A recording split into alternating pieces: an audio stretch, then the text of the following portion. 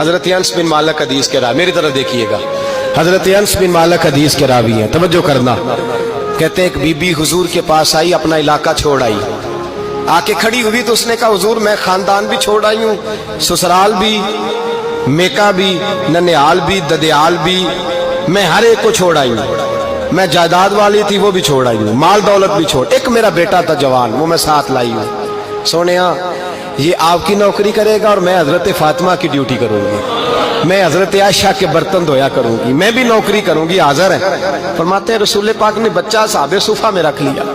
اصحاب صفہ میں، اور بی بی کو نبی پاک صلی اللہ علیہ وسلم نے عورتوں کے ساتھ متعین کیا۔ حضرت انس کہتے ہیں وہ نوجوان بڑا پیارا، بڑا میٹھا، بڑا دھیما، بڑا وفاشار، وہ سبق اچھی طرح یاد کرتا، وہ نماز دلچسپی سے پڑھتا، وہ حضور کی باتوں کو غور سے سنتا، وہ رسیلا، وہ سنجیدہ، وہ کم گو، وہ میٹھا، وہ پیارا۔ کہتے ہیں بڑی دلکشا طبیعت، اس کی مقناطیسی سی شخصیت، طبیعت کھنچی چلی جائے اس کی طرف، بڑا حسین و جمیل وہ نوجوان۔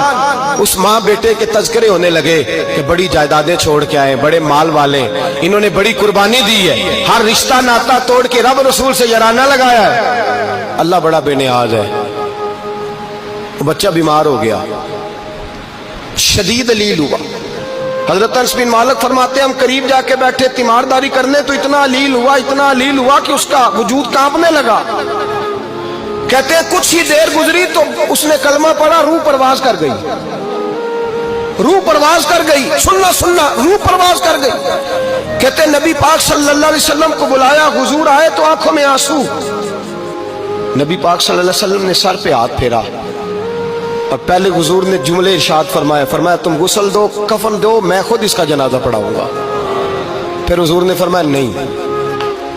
اسے غسل نہیں دینا، ارادہ بدل گیا ہے، پروگرام تبدیل ہو گیا، اسے غسل نہیں دینا، کفن نہیں دینا۔ حضور کیا کرے؟ فرمایا اس کی اماں کو جا کے بتاؤ، یہ نہیں فرمایا بلا کے لاؤ، اماں کو جا کے بتاؤ۔ حضرت انس کہتے ہیں میں نے کوئی نرالا سے رنگ دیکھا، کوئی منفرد سا انداز دیکھا، ہمیں بھیج دیا اماں کو بلاؤ، اور خود نبی پاک اس کمرے سے نکل گئے اور حضور کے آنسو بھی یکدم خشک ہو گئے، مزاج بدل گیا، پریشانی بدل، اماں کو بلاؤ اس کی۔ پتہ نہیں ارادہ ہے محبوب کیا ہے، ارادہ ہے خدا کیا ہے۔ کہتے اس کی اماں کو جا کے خبر دی تو ماں کو تو بس کوئی اتنا بتا دے کہ بیٹا سائیکل سے گر گیا ہے، سائیکل سے گر گیا ہے۔ اماں ساری رات سوتی نہیں۔ ایک شاعر نے کہا تھا ایک مدت ہوئی میری ماں نہیں سوئی، میں نے ایک رات کہا تھا مجھے ڈر لگتا ہے، ایک رات کہا تھا مجھے ڈر لگتا ہے۔ یہ اپنے اپنے رنگ ہوتے ہیں، اپنا اپنا انداز ہوتا ہے۔ رمضان شریف کا مہینہ آتا تو میری اماں جی کہاں گری کا تیل منگاتی، چیزیں منگاتی، اور پھر زبردستی میں منع کرتا کہ اماں جی نہیں آپ کیا کر رہی ہیں، میں تو تیل ویسے بھی ذرا کم استعمال کرتا ہوں، تو رگڑ رگڑ کے، اور نہیں کتابیں بڑی موٹی ہیں، فلاں چیز بڑی موٹی، اس کا رنگ تھوڑا نرالا ہے۔ اور یہ جو ماں کا رنگ ہے نا، اس جیسا رنگ دوسرا ملتا بھی کوئی نہیں دنیا میں۔ یہ اپنی مثال آپ ہی ہے۔ اماں کو کہا تیرا بیٹا، اماں ذرا دوڑی، گری، پھر اٹھی، پھر گری، پھر اٹھی، پھر گری، روتی ہوئی آئی۔ کہتے ہیں پیچھے وہ روئی، لیکن جب بیٹے کی میت کے قریب آئی تو اب نہیں روئی۔ کہتے ہیں ہمارے چہروں پہ نظر دے ڈالی اور کہنے لگی تمہارا کلاس فیلو فوت ہو گیا ہے، واقعی چلا گیا ہے؟ کہاں پردہ کر، واقعی کہاں؟ کہتے اماں نا زمین پہ بیٹھی اور پہلے اس نے بیٹے کے پیر اٹھا کے چومے، پھر سینے پہ رکھے، پھر وہاں سے اٹھی اور ادھر آئی، سر سجدے میں رکھا اور دونوں ہاتھ اٹھا کے کہنے لگی اے اللہ میں دولت کے لیے ایمان نہیں لائی تھی، اے اللہ میں جائیدادوں کے لیے کلمہ نہیں پڑھا تھا، مولا میں تیری بارگاہ میں آئی تھی تو میں تیرے اور تیرے رسول کو مان کر آئی تھی، خدا بندہ میں نے میکے چھوڑ دیے، سسرال چھوڑ دیا، ننیال چھوڑ دیے، ددیال، وہ دشمن تھے سارے دین کے، چھوڑ کے آئی، میں نے آرزوؤں کا بڑا مکان بھی چھوڑا، خدا بندہ بیٹے نے جانا تھا، مجھے شکوہ کوئی نہیں، لیکن خدا بندہ اب میرے سارے کہیں گے تو نے کلمہ پڑھا تھا تو تیرا بیٹا ہی چلا گیا،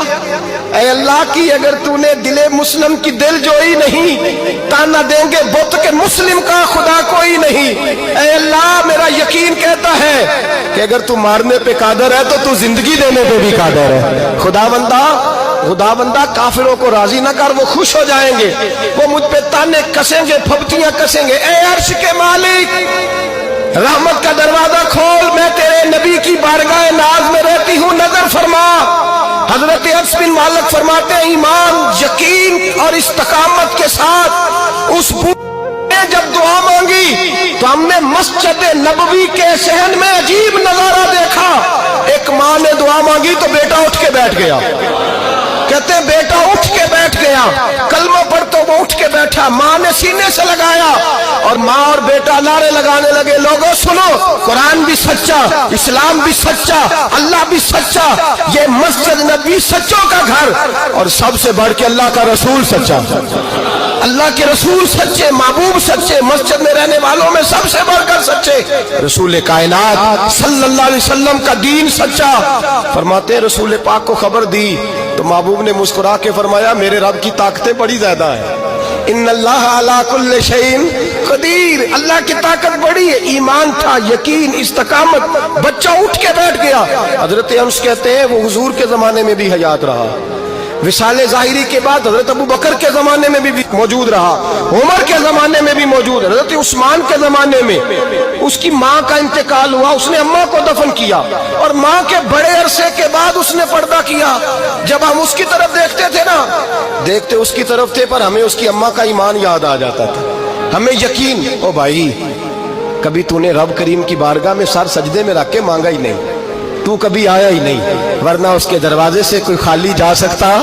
सवाल ही नहीं पैदा होता, कोई खाली जाए, कोई जाता ही नहीं, वो भेजता ही नहीं, उसका अंदाज ही नहीं, उसका ये करीमाना अंदाज ही नहीं, वो भेजता ही नहीं, वो तो नवाज देता है। ईमान, यकीन, इस्तकामत अपनाइए, ओढ़िए अपनी जिंदगी में, अल्लाह तबारक व तआला के साथ जुड़िए। ये दुनियादारों के साथ हम ताल्लुक जोड़ के रखते हैं, कभी SMS, कभी टेलीफोन, कभी ईद पे मुबारकबाद, कभी फलां जगह, दुनियादारों से जोड़ के रहते हो, खुदा से जुड़ के रहो। कभी फजर में जुड़ जाओ,